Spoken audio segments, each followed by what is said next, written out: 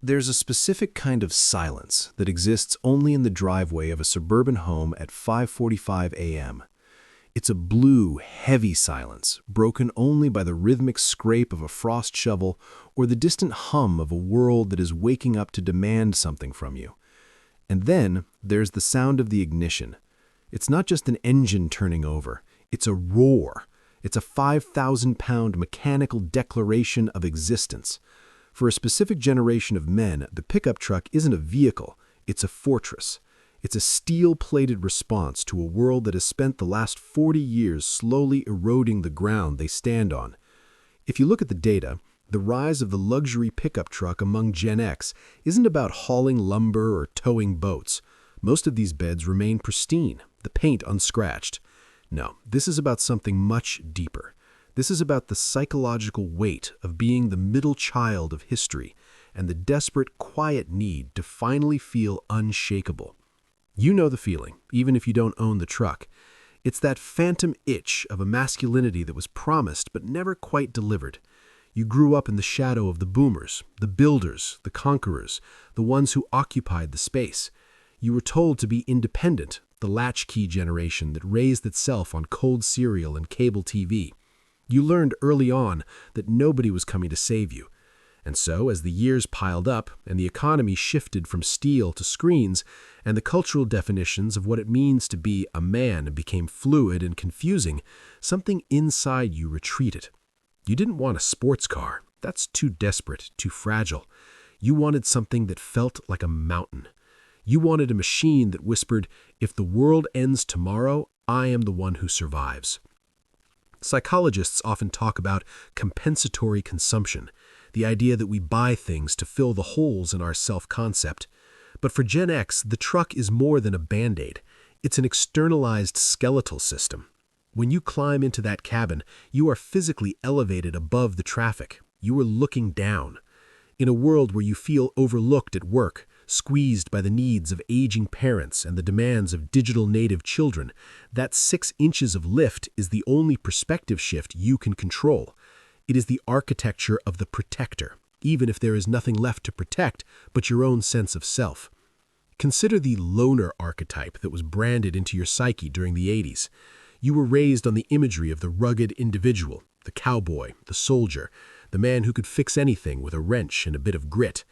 But then the world changed. The wrench was replaced by a keyboard. The grit was replaced by soft skills and emotional intelligence. For many, this felt like a slow-motion castration of the identity they were prepared for. The pickup truck is a way to reclaim that lost geography. It's a rolling piece of the frontier. It's the invisible wall you build between yourself and a society that feels increasingly alien. Inside that cabin, with the heated seats and the multi-speaker sound system, you are the king of a very small, very secure kingdom. We have to look at the concept of micro-trauma here. It's not the one big explosion that breaks a man, it's the 10,000 tiny cuts of feeling irrelevant.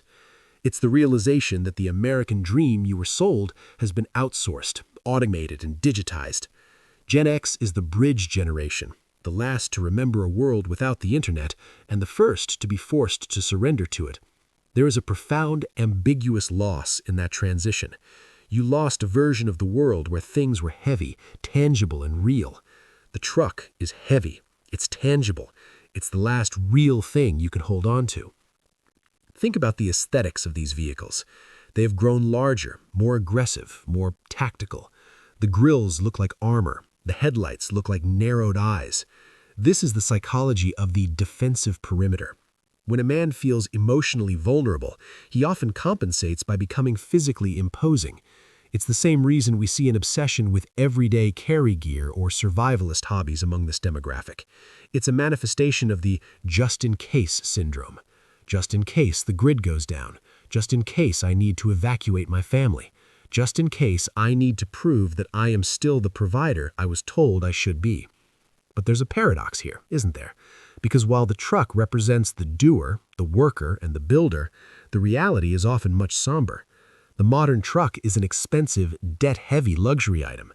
To afford the $80,000 price tag of a top-tier crew cab, most men have to spend 40 to 60 hours a week sitting in an office chair, staring at a monitor, doing the very non-rugged work that caused the identity crisis in the first place.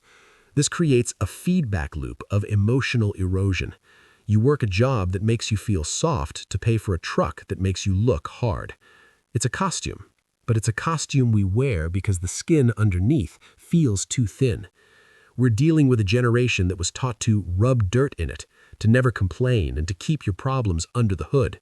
So when the engine of the soul starts to knock, they don't go to therapy, they go to the dealership. They look for a physical solution to a metaphysical problem. They look for the empty well, that deep resonant thrum of a V8 to drown out the silence of a life that feels like it's slipping through their fingers. If we peel back the layers of the rugged individualist myth, we find a boy who was told his value was tied to his utility. If you aren't useful, what are you? If you aren't hauling, towing, or fixing, who are you? This is the utility trap. Many Gen X men feel a deep, subconscious shame when they aren't productive. The truck serves as a constant visual proof of potential utility. I could haul that. I could help you move. I could survive the storm.